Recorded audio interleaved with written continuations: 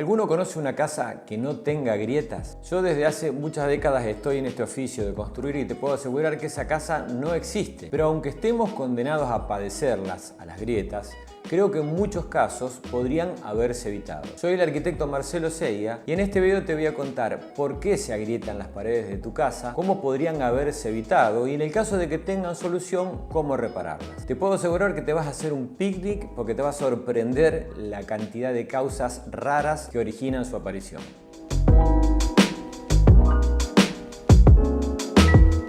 Arranquemos por una definición más o menos casera. ¿Qué es una grieta? Una grieta, en definitiva, es una rajadura que se produce en la superficie de una pared que está sometida a movimiento. Hagamos de cuenta que esto es un muro. El muro puede soportar cierto movimiento, pero cuando el esfuerzo es mayor que lo que puede soportar, aparece una grieta. Esto es un síntoma que nos dice que el muro está sometido a más esfuerzo del que puede soportar. De allí el origen principal de su aparición. Veamos entonces algunas de las causas que generan la aparición de grietas. Entre ellas, por ejemplo, está el tráfico. Sí, gente, en general el tráfico produce movimiento sobre las construcciones y esto es fácil de comprobar cuando apoyes la mano sobre una pared en el momento, por ejemplo, que está atravesando algún vehículo pesado. Si vas a construir una casa cercano a zonas de tráfico intenso, de camiones, de vehículos de carga y ni hablar si estás cerca de algún ferrocarril, por ejemplo, vas a notar que tu casa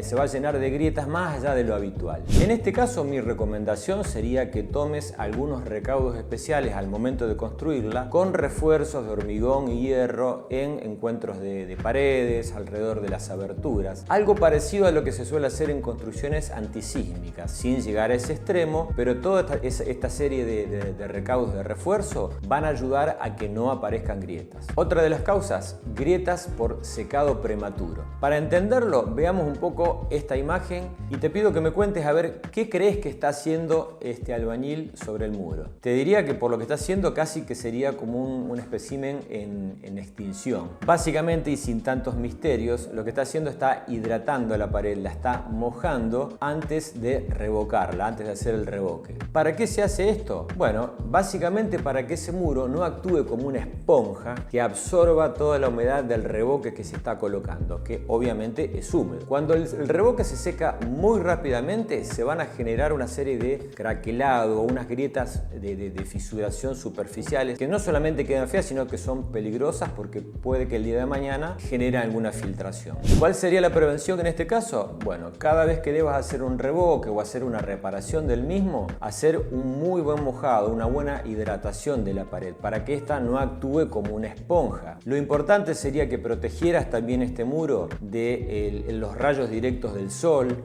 sobre todo cuando es un día muy soleado o cuando hay mucho viento o hace mucho calor. Y también sería conveniente que lo protejas al menos durante 2 o 3 días con una fina llovizna que mantenga ese revoque hidratado. ¿Y cómo poder actuar ante una reparación una vez que estas grietas ya se hayan manifestado? Un buen sistema es el revoque plástico. El revoque plástico es un revoque de terminación, digamos que viene en pastas y que amén de ser de tener una terminación estética muy agradable, de ser muy resistente, es también muy elástico. Digamos, disminuye mucho la posibilidad de que se generen estas grietas de contracción que tanto afean la superficie de las paredes. Veamos otras causas. Diferencias bruscas de temperatura. ¿Qué quiero decir con esto? Lo vas a entender con un ejemplo. Hagamos de cuenta, día de mucho calor, 35 grados de temperatura, una pared directamente expuesta al sol. Resulta que viene una lluvia de esas clásicas de verano que en muy pocos minutos baja la temperatura de 35 grados a 20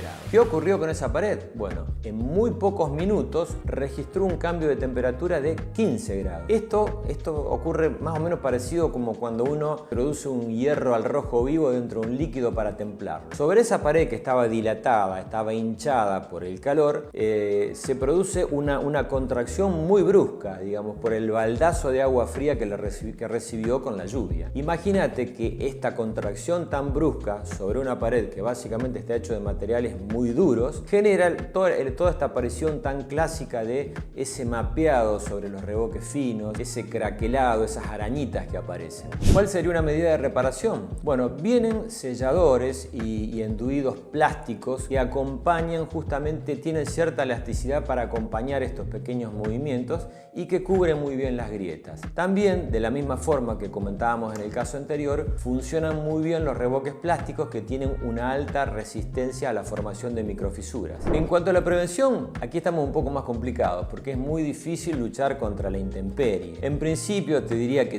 si tu casa tiene muchas paredes expuestas al sol directo, trates en lo posible de protegerla con la sombra de árboles o por ejemplo una pérgola también, que hace un tratamiento muy efectivo, evita que se calienten tanto. Pero como esto no siempre es posible, otra alternativa válida sería tratar de no pintar con colores oscuros. Los colores oscuros absorben mucho la radiación calórica y calientan mucho la pared. Y esto te lo voy a explicar en un par de fotos, en un ejemplo que vamos a ver dentro de unos minutos, para que entiendas hasta dónde esto tiene una magnitud enorme. Y una tercera alternativa sería no dilatar tanto el pintado de las paredes exteriores. En general hay una tendencia de creer que la pintura solamente es una cuestión estética para los muros. Es parte de la verdad, pero en realidad no se comprende que en realidad las pinturas protegen mucho las paredes. Pensemos al revés. Un muro expuesto a la intemperie que no está pintado es un muro muy poroso y se va a mojar cada vez que queda azotado por una lluvia y va a producir una evaporación de esa humedad absorbida cada vez que sale el sol. Este proceso, repetido a lo largo del tiempo, lo que va produciendo es como un lavado de la superficie de los revoques y va generando la aparición de grietas. Es más aún, las grietas al llenarse de agua se van abriendo cada vez más porque esa humedad retenida dentro de las grietas, cada vez que quiere evaporarse, presiona sobre las paredes de las grietas, agrandando el tamaño. Y lo que al principio nada más era solamente un fenómeno casi microscópico, que era casi invisible, se termina transformando en ese famoso craquelado de grietas, no solamente feas en apariencia, sino también peligrosas por el ingreso de humedad. Seguimos con las causas. Malos dosajes de los morteros. ¿Qué quiere decir esto? Hay una falsa creencia que dice que cuanto más cemento le agreguemos a las mezclas con las cuales asentamos los ladrillos o revocamos las paredes, es mejor para la construcción. Pero esto en realidad es un arma de doble filo. En general, las paredes no tienen que ser más resistentes de lo que deben ser. Es más, hay muchos constructores que tienen la costumbre de agregar sin mucho criterio mucho más cemento a las mezclas en el afán de volverlas cremosas. Pero en realidad no estamos haciendo repostería, no estamos preparando un postre, estamos haciendo una mezcla para levantar un muro. El cemento es un aglomerante, es un polvo que se encarga de aglutinar las mezclas, que colocado en exceso transforma a los morteros en muy duros, pero a su vez muy quebradizos y muy propensos a la formación de grietas por tráfico, por exposición al sol, etcétera, etcétera. Pero son muy típicos este tipo de problemas justamente por el mal uso de la proporción con la cual se preparan las mezclas que utilizamos en construcción. Prevención. Usar las proporciones o los dosajes que marcan los libros. Si por ejemplo sos un arquitecto que está al frente de una obra, no estaría de más imprimirte una hojita con todos los dosajes o las proporciones que vas a utilizar en la obra para que los encargados de preparar estos morteros puedan tener una guía de la cual valerse. Y en cuanto a las reparaciones, supongamos que tenemos un área muy deteriorada, que hay una grieta muy importante. Bueno, lo que hay que hacer en ese caso es picar el sector afectado, mojar muy bien la pared, hidratarla para que no actúe como una esponja y en lo posible, por ejemplo, es revocar con el revoque adecuado, pero con la adición de este tipo de mallas de fibra de vidrio. Estas mallas se agregan a la mezcla con la cual se va a hacer el revoque grueso, es decir, se hace una cargada sobre la pared, se pega directamente, se adhiere este tipo de mallas y se lo tapa con otra capa de revoque. Lo que va a lograr esta malla es darle una estructura de sostén que va a hacer que ese revoque resista más la tendencia a la formación de grietas. Otra de las causales, grietas por asentamiento en el terreno. No es lo mismo construir sobre cualquier terreno, básicamente porque no todos los suelos son iguales y en base a qué tipo de suelo tenemos es que tenemos que decidir qué tipo de cimientos vamos a hacer, si una base, si columnas, si una platea, si un hormigón de zapatas corridas. Si no tenemos en cuenta estos aspectos, pueden producirse grietas por asentamiento dentro del terreno. ¿Y por qué un terreno puede volverse flojo o no apto para sostener peso? Por varias razones. Por ejemplo, puede ser muy arenoso, puede tener, por ejemplo, las napas de agua subterráneas muy a flor de la superficie. Y otra de las causas pueden ser discontinuidades que tengan que ver con descubrir pozos pozos de relleno con basura o desperdicios. Te puedo asegurar que a lo largo de todos mis años de trabajo, infinidad de casos me han tocado descubrir pozos de agua o desagües, pozos negros como les llamamos aquí, mal tapados o tapados, pero sobre el cual no se puede asentar una construcción. Lo normal es que todo el peso de la casa se asiente sobre el terreno a partir de los cimientos. Ese terreno tiene que ser apto para soportar todo ese peso. Cuando en ese terreno se encuentra una zona, por ejemplo, que resulta de algún relleno, ahí se produce una discontinuidad y es muy probable que se produzcan grietas por asentamiento. En cuanto a la reparación, yo creo que sería responsable de mi parte que te lo explique aquí, porque en principio sería como explicar o intentar explicarte cómo operarte vos mismo. Sería aparte técnicamente muy difícil de tragar y a los 5 minutos te aburriría. Pero por otro lado tengo la responsabilidad de advertirte que ante una grieta por asentamiento, algo que te produzca un poco de miedo o que la grieta la veas muy grande, lo más lógico es que llames a un técnico que pueda llegar hasta el lugar, analizar un poco las circunstancias y determinar cuál es la acción más aconsejable de acuerdo al tipo de grietas. Como estamos ante grietas que son de cuidado, lo importante es no embromar con este asunto. Creo que hay que tomárselo muy seriamente.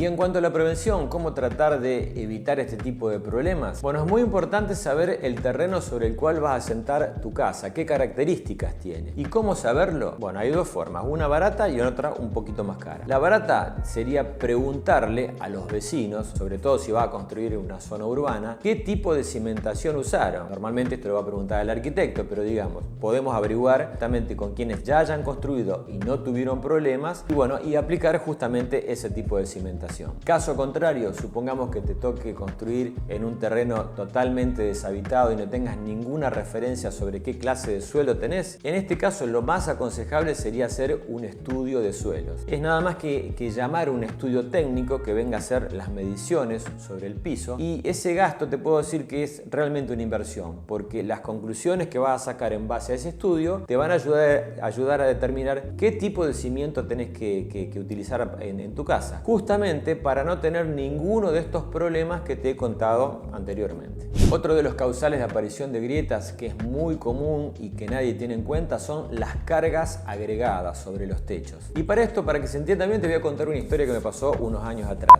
Resulta que me llaman para ver grietas sospechosas sobre la cochera de una casa, paredes y techo. Y una casa, lo primero que me llamó la atención es que hubieran surgido en esa temporada cuando era una casa ya que tenía unos cuantos años. Por eso le pregunté a los dueños si habían hecho un uso distinto, si habían visto algo raro. Y ellos me respondieron que no habían visto nada raro, que lo único que habían hecho es armar una pileta de lona sobre el techo de esa cochera. Obviamente cuando lo fui a ver pude comprobar que en realidad esa agua acumulada le transmitía al techo una sobrecarga de 800 kilos por metro cuadrado de techo. Obviamente te darás cuenta que no todas las construcciones están preparadas para soportar semejante peso. Obviamente lo que hicimos, desarmar la pileta.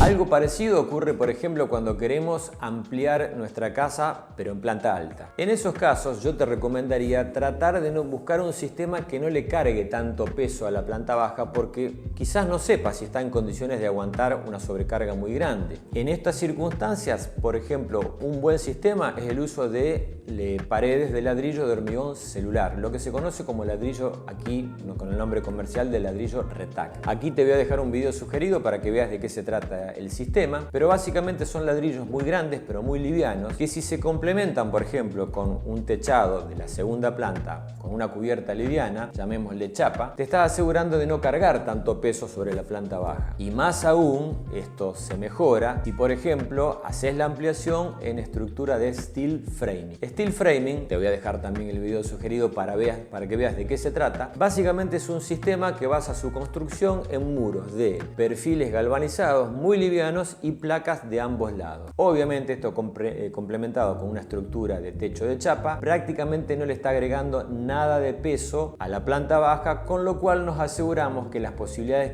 que aparezcan grietas por cargas agregadas son prácticamente nulas. Otra de las causas, distintos coeficientes de dilatación. Yo sé que esto parece un poco más complejo, pero vas a ver que es mucho más sencillo de lo que imaginas. En realidad, ante la presencia de calor, todos los materiales se dilatan. ¿Qué quiere decir esto? esto? Se hinchan. Ahora, este coeficiente de dilatación o esta forma en la cual se hinchan o se dilatan no es igual para todos los materiales. Por ejemplo, los metales se dilatan mucho más que lo hacen los muros. Y si no, fíjate en esta foto. Este es el clásico encuentro entre un techo de chapa que está fijado contra un muro de mampostería. Obviamente que en ese encuentro la chapa va a mover mucho y se va a generar una grieta que va a dejar pasar humedad. Lo que hicimos en este caso es cubrir esa grieta con un plegado de chapa llamado babeta. Esa babeta se amura a la parte fija de este sistema, que es la carga o la pared de mampostería, y lo que genera es una cobertura sobre ese sector como para que a partir de cubrirlo no se generen filtraciones de humedad en el techo. Algo parecido ocurre, por ejemplo, en el encuentro tan habitual de columnas de hormigón con paredes mampostería. Obviamente que el hormigón y las paredes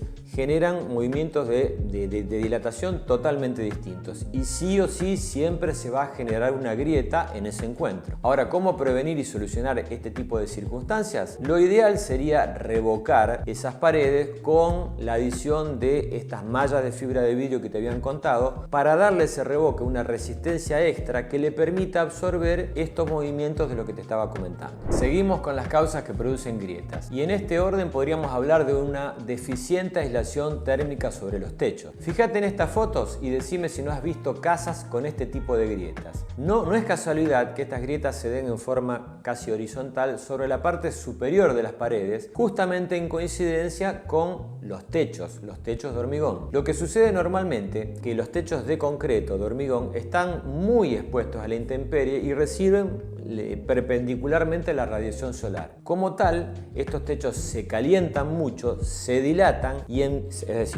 se hinchan y empiezan a presionar sobre las paredes que los contienen, justamente generando toda esta rotura o estas grietas que se suelen ver como en la foto que te estaba mostrando recién. Esto sucede fundamentalmente cuando los techos de concreto no tienen una adecuada aislación térmica. ¿Cuál sería una medida preventiva? Te cuento la más eficiente y la más económica. Pintar los techos de blanco. Te había comentado anteriormente que el color blanco tiene la facultad de rechazar toda la radiación solar y por lo tanto hace que no se calienten tanto las losas. Fíjate en un ejemplo, me tomé el trabajo de tomar la temperatura de dos pedazos de aluminio, en este caso uno pintado de blanco y otro pintado de negro. Al poco tiempo de exponerlos al sol, fíjate qué diferencia tienen uno y otro. Casi 9 grados de diferencia solamente por una cuestión de color. Te puedo asegurar que este efecto sobre la losa de un techo es aún más patente, porque al pintar un techo de blanco no solamente lo vas a estar protegiendo, también lo vas a estar impermeabilizando, sino también que lo vas a poder transitar casi con los pies descalzos. Y obviamente un techo que no se calienta va a ser un techo que no dilata tanto y por lo tanto no presiona tanto sobre las paredes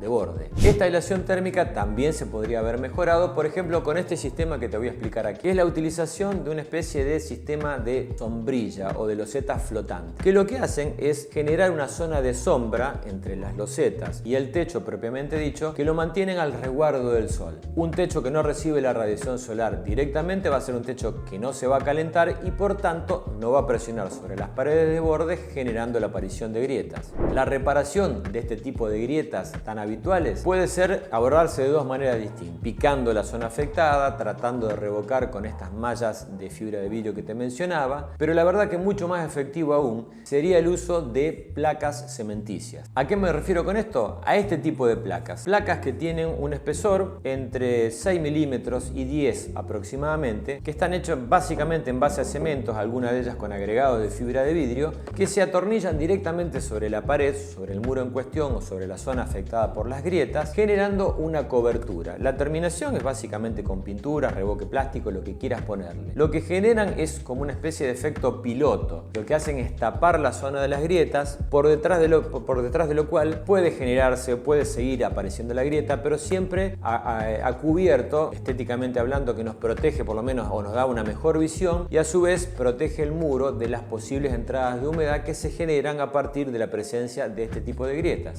Otra de las cuestiones pero muy habituales en construcción, que es la falta de trabas en las paredes. Vamos a recurrir a las manos. Hagamos de cuenta que esa es una pared existente a la cual le pretendemos arrimar otra. Si nosotros hacemos un arrime como este tipo, ¿cómo crees que se van a unir mejor las paredes? Si yo hago esto o si las entrelazo entre sí, si las trabo. Obviamente no deberías conocer demasiado de construcción para darte cuenta que este tipo de entrelazamiento genera una mejor unión en las paredes, que son las trabas de ladrillo. Esto es una cosa muy habitual en casas viejas, en las cuales, por ejemplo, a veces se cierran vanos o aberturas, llenándolas con mampostería, pero sin generar una traba. Peor aún es que uno lo ve muy frecuentemente en construcciones nuevas, donde, por ejemplo, una pared se arrima a la otra sin generar trabas. Obviamente en esa zona se va a producir una discontinuidad que hará aparecer grietas, obviamente. ¿Cómo tratar esta zona? Bueno, lo primero que habría que hacer es descalzar, o sea, quitarle todo el revoque que le esté cubriendo esta grieta y tratar de restablecer la traba. Lo mejor sería trabarla con ladrillos, pero si no, también se puede generar trabas de alguna forma utilizando hierros de construcción en forma de S o de Z, que generan especies de costuras dentro de esa grieta, o bien utilizando, por ejemplo, también mallas metálicas que se fijan con tornillos a la pared, entre una y otra pared. En general no es lo mismo que hacerlo bien desde el principio, pero el porcentaje de eficacia que tienen es bastante alto. Y además de todo, pero de todo lo que te expliqué hasta ahora, hay una realidad inapelable. Gente, las construcciones también envejecen como nosotros, no son inmortales. Están sometidas a lo largo de toda su vida a la exposición a los agentes climáticos, las afectan mucho el sol, el viento, la lluvia, el frío y el calor. Las van deteriorando y van generando la aparición de ciertos síntomas. Dentro de esos síntomas, los principales son la formación de grietas. ¿Cómo actuar ante estos síntomas? Obviamente, lo mejor antes que preocuparse es ocuparse. Hay que hacer un mantenimiento temprano de las paredes para que eso que es un síntoma estético no se transforme en un problema más grave, de filtraciones o un problema estructural. Pero siempre hay que tener en cuenta que debemos actuar no solamente contra el síntoma, sino sobre las causas que produjeron la grieta. Porque si no vas a estar malgastando tu tiempo y tu dinero en reparaciones que van a volver una y otra vez. Bueno, la verdad que este video se ha hecho enormemente largo, pero no quería dejar de contarles las razones más comunes por las cuales se producen grietas. Creo que a partir de esto tenemos un panorama mucho más completo y sabemos por lo menos para dónde arrancar para poder solucionarlo. ¿Cuáles de estas grietas son las que están afectando tu casa? ¿Qué hiciste para repararlas? ¿Te resultó algún sistema mejor que otro? Nos gustaría conocer tu opinión y que nos dejaras tus comentarios aquí debajo del video. Como siempre te digo, espero que te haya solucionado alguno de los problemas. Te dejo a continuación un botón para que te suscribas al canal, actives las notificaciones, que compartas los videos con amigos y un video sugerido que seguramente te va a ayudar a solucionar algún problema de tu casa. Gracias hoy más que nunca por haberme acompañado hasta aquí. Nos vemos muy pronto.